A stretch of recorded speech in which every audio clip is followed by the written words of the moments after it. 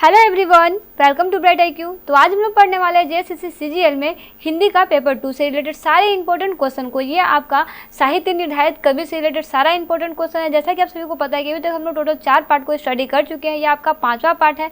अभी तक हम लोग बेसिकली कबीर दास के बारे में, विद्यापति के बारे में स्टडी कर चुके हैं। अभी हम लोग कबीर दास को कंटिन्यू करते हैं। इसके बाद में हम लोग फिर सूरदास के बारे में, उनकी जीवनी से रिलेटेड सारे इंपॉर्टेंट क्वेश्चन को सॉल्व करेंगे। बिना लेट के हम लोग स्टार्ट करते हैं क्वेश्चन से।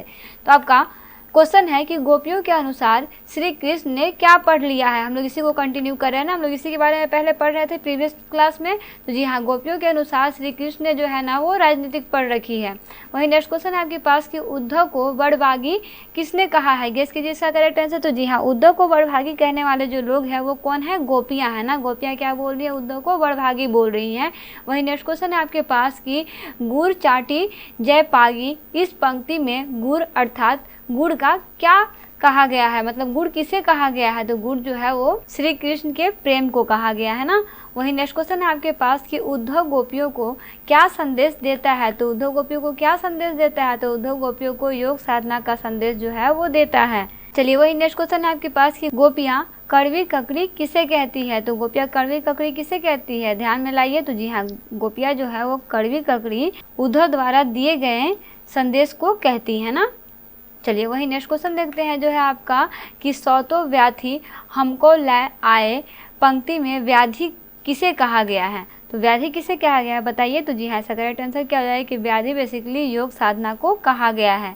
चलिए वहीं आगे बढ़ते हैं और देखते हैं नेक्स्ट क्वेश्चन जो है आपका कि गोपियों के अनुसार पहले से ही चतुर कौन था। तो गोपियों के अनुसार पहले से चतुर कौन था बताइए। तो गोपियों के अनुसार पहले से चतुर श्री कृष्ण थे, जो सभी को अपने प्रेम जाल में फंसा करके फिर वापस चले जाते हैं ना।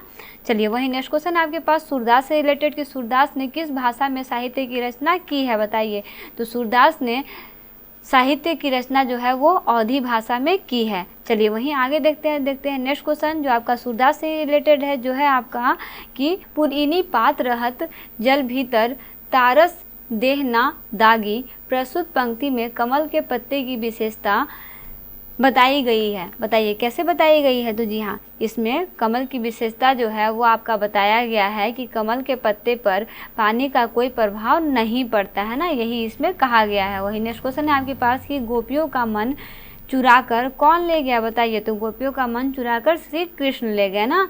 चलिए वहीं आगे बढ़ते हैं और देखते हैं इसका नेक्स्ट क्वेश्चन जो है आपका कि श्री कृष्ण के मित्र का क्या नाम है जो गोपियों को योग साधना देता है। तो देखिए उसका नाम क्या है, उद्धव है ना, जो गोपियों को योग साधना देने आया था। चलिए वही नेक्स्ट क्वेश्चन है आपके पास कि अपने आप को भोली और अबला कौन समझता है बताइए, कौन समझता है। तो अपने आप को भोली और अबला जो है ना वो बेसिकली गोपियाँ समझती है ना। वही नेक्स्ट क्वेश्चन है आपके पास कि गोपियाँ ने हरि यानी कि श्री कृष्ण की तुलना किससे की है बताइए, किससे की है। तो जी हाँ, ये श्री कृष्ण की तुलना गोपियों ने किससे की है, तो वो है हारिल से की है ना। चलिए वहीं आगे बढ़ते हैं, देखते हैं नेक्स्ट क्वेश्चन जो है आपका कि मन चक्री से क्या अभिप्राय है बताइए। बहुत ईजी इसका आंसर है ना, मन चक्री का अभिप्राय जो है वो मन की अवस्था से है ना। वही नेक्स्ट क्वेश्चन है आपका कि मधुकर शब्द का प्रयोग किसके लिए किया गया है बताइए। मधुकर शब्द का प्रयोग किसके लिए किया गया है। तो जी हाँ, मधुकर शब्द जो है ना वो बेसिकली उद्धव के लिए गोपियों द्वारा किया गया है। वही नेक्स्ट क्वेश्चन है आपके पास कि निम्नलिखित में से कौन सा शब्द श्री कृष्ण का पर्यायवाची नहीं है नहीं है। तो देखिए एक घनिष्ठ मित्र ये आपका श्री कृष्ण का पर्यायवाची है, अस्थायी प्रेम भी श्री कृष्ण का पर्यायवाची है, और कान्हा तो है ही है। जो नहीं है वो है आपका हलधर। हलधर जो है वो कृष्ण का पर्यायवाची नहीं है।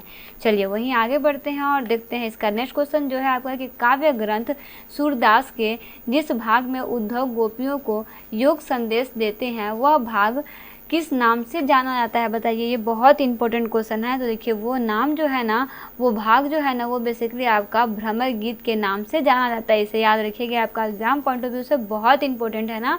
वही नेक्स्ट क्वेश्चन है आपके पास कि सूरदास अबला हम भोरी गुड़ चाटी ज्यों पागी, पंक्ति में गोपियों ने कृष्ण के प्रति अपने प्रेम को बताते हुए अपनी स्थिति किसके समान बताई है बताइए। ध्यान से सोचिए बताइएगा ना। तो जी हाँ, तो बेसिकली गोपियों ने श्री कृष्ण के प्रति अपना प्रेम जो है वो गुड़ में चिपकी चींटी के समान बताई है, जो उसमें चिपक करके गुड़ खाने जाता है और उसी में चिपक करके मर जाता है, उसके समान बताई है ना। वही नेक्स्ट क्वेश्चन आपके पास कि अब जोग संदेशिनी सुनी सुनी बिरहिनी बिरह दही, उपर्युक्त पंक्ति में किस अलंकार का प्रयोग हुआ है। देखिए अलंकार से रिलेटेड क्वेश्चन ना बहुत इंपॉर्टेंट होता है। तो जी हाँ, इसमें आपका जो अलंकार यूज हुआ है ना वो है आपका अनुप्रास अलंकार का इसमें प्रयोग किया गया है। वही नेक्स्ट क्वेश्चन है आपके पास कि अप्रस्त शब्द का क्या अर्थ है, बताइए अप्रस्त शब्द का क्या अर्थ है। तो बेसिकली अप्रस्त शब्द का अर्थ जो है वो आपका अनासक्त है। क्या है, अप्रस्त का मतलब अनासक्त है ना। चलिए आगे बढ़ते हैं और देखते हैं नेक्स्ट क्वेश्चन जो है आपका कि गोपियों ने स्वयं को होरी क्यों कहा है, बताइए वे क्यों कहा है। क्योंकि वे छल कपट और चतुराई से दूर थी, इसीलिए वे अपने आप को भोली बोलती है ना। यहाँ पे भोरी लिखा हुआ है लेकिन हाँ भोरी या फिर भोली वही सेम हुआ ना। वही नेक्स्ट क्वेश्चन है आपके पास कि प्रीति नदी में कौन सा अलंकार है, बताइए प्रीति नदी में कौन सा अलंकार है। तो देखिए इसमें आपका बेसिकली रूपक अलंकार है ना। चलिए वहीं आगे देखते हैं नेक्स्ट क्वेश्चन जो है आपका कि सूरदास के साहित्य में किस भाषा की प्रमुखता है, बताइए किस भाषा की प्रमुखता है। तो देखिए सूरदास के साहित्य में ना ब्रज भाषा की प्रमुखता है, इसे याद रखिएगा। चलिए वहीं आगे बढ़ते हैं, देखते हैं नेक्स्ट क्वेश्चन कि गोपियों के अनुसार सच्चा राजधर्म क्या है, बताइए।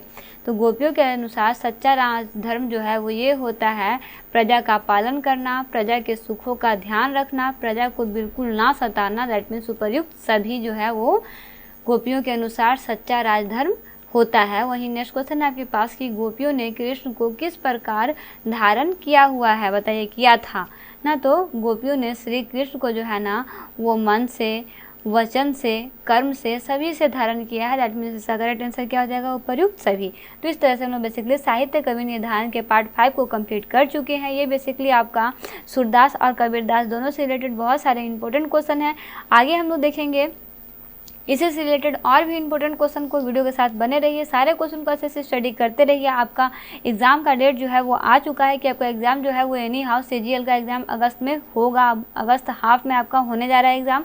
तो एग्जाम का तैयारी करते रहिए। क्वेश्चन में कोई प्रॉब्लम हो तो कमेंट बॉक्स में कमेंट जरूर कीजिएगा। ये सारा क्वेश्चन आपका शिवांगन पब्लिकेशन के बुक से कवर किया गया है। Thanks for watching, like share and subscribe bright IQ।